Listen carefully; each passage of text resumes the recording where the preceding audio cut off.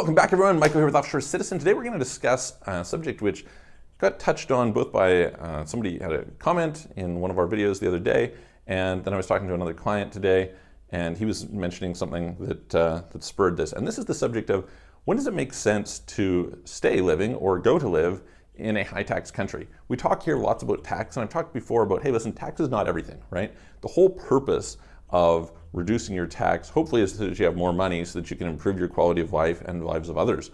And, you know, if you are saving money in order to decrease your quality of life, that's kind of contradictory, right? So I think that you need to consider all the different aspects. And I've done some videos in the past talking about, like, depending on which income levels you're at, what makes sense. Obviously, well, I'll cover this in a second. Before we do, if you haven't already, please smash the subscribe button, nail the notification bell, hit the all notifications. Really appreciate your support. If you like the videos, please go and check out some of our others. We do tons and tons of them. You can search the channel and find topics about everything. And if you'd like help with international structuring for yourself or for business, relocating, getting residencies, citizenships, passports, opening bank accounts, etc., please reach out to me. You can book a call, calendly.com/Michael-Rosmer, link in the description below, or send us a message through offshorecitizen.net or offshorecapitalist.com. Again, links are in the description. Okay, so I did a video a while back about the subject of depending on your income level, you can go and you can live, like what places might make sense to live in. And clearly where you live is a function of personal taste, right? Some people hate the idea of going to live in Georgia. There's a bunch of people who love Georgia.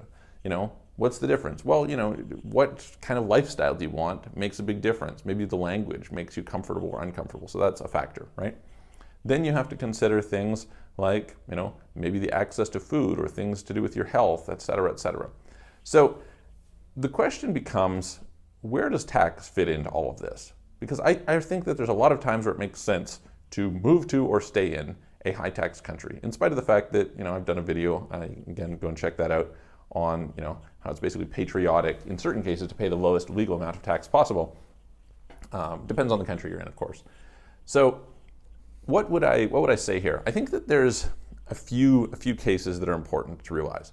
One is, just from a cost-benefit analysis standpoint, you should kind of be thinking about, hey, listen, what am I getting for what I'm contributing, right? I did a video the other day on the subject of this ProPublica thing about billionaires paying low taxes, etc. It was like, well, the whole point was they were contributing probably 3 orders of magnitude greater than what they were taking, right? So if you're in a situation where the imbalance is that great, it makes sense to kind of compress that balance down, right? So this is one thing, but the opposite is also true, right?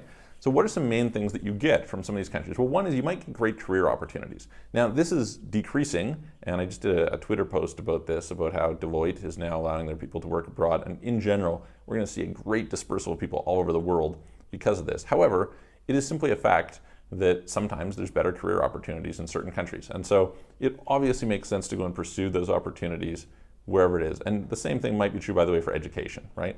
Anything to do with, like, hey, listen, I can only get this here. Okay, great. Like, that's where you have to go. Perfect. You know, then make that work as best it fits you. And actually, my philosophy is never to tell somebody, hey, you should go here. It's rather to say, hey, listen, what would you like? What's your ideal life? Now let's figure out how to optimize that. The goal is optimization rather than, you know, no tax or something, right?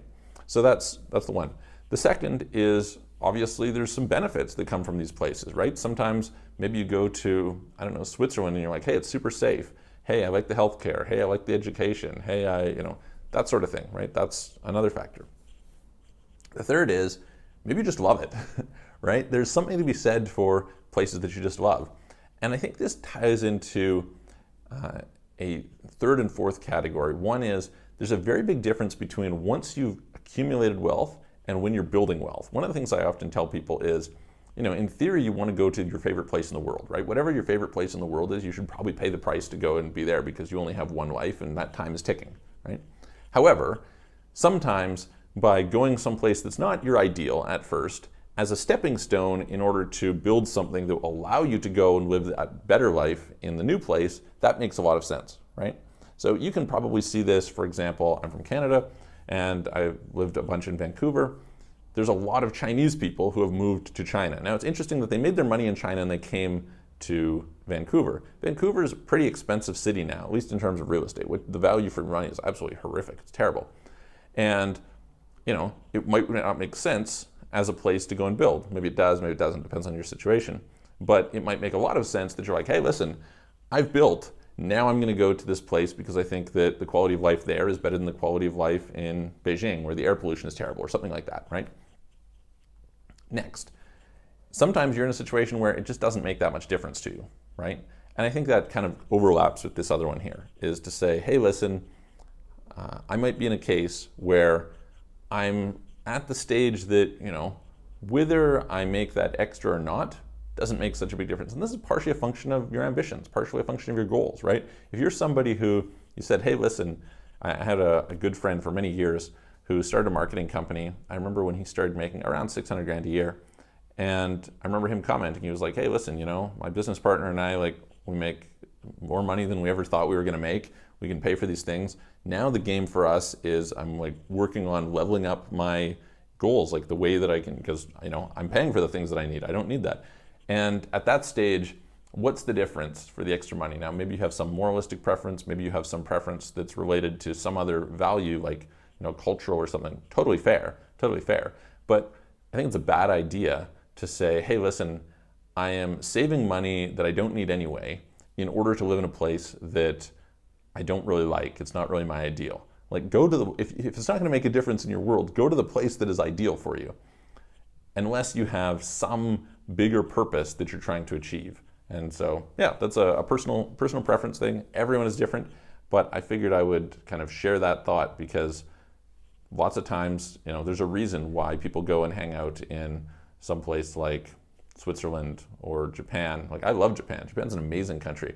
Japan is not a tax-friendly country, right? As a place to live, I don't know, you're never Japanese, so that's a bit of an issue. But certainly beautiful, beautiful country, wonderful people, really, really great, wonderful food.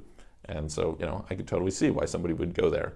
But, that depends maybe on the phase of their life. So I hope that helps. I'd love to hear your comments. Please tell me in the comments below, how it is that you see this applying to you, applying to your life, applying to people that you know, what some places are. Because obviously there's trade-offs even within there, right? You might say, okay, well, Australia and New Zealand might be quite similar, but maybe you like the weather better in Australia, or you like the nature better in New Zealand. Or maybe you're comparing, I don't know, Germany to Ireland, and maybe there's some benefits of Ireland, but there's some disadvantages too. So anyway, whatever it is for you, please let me know. I'm going to look forward to seeing you guys on the next video.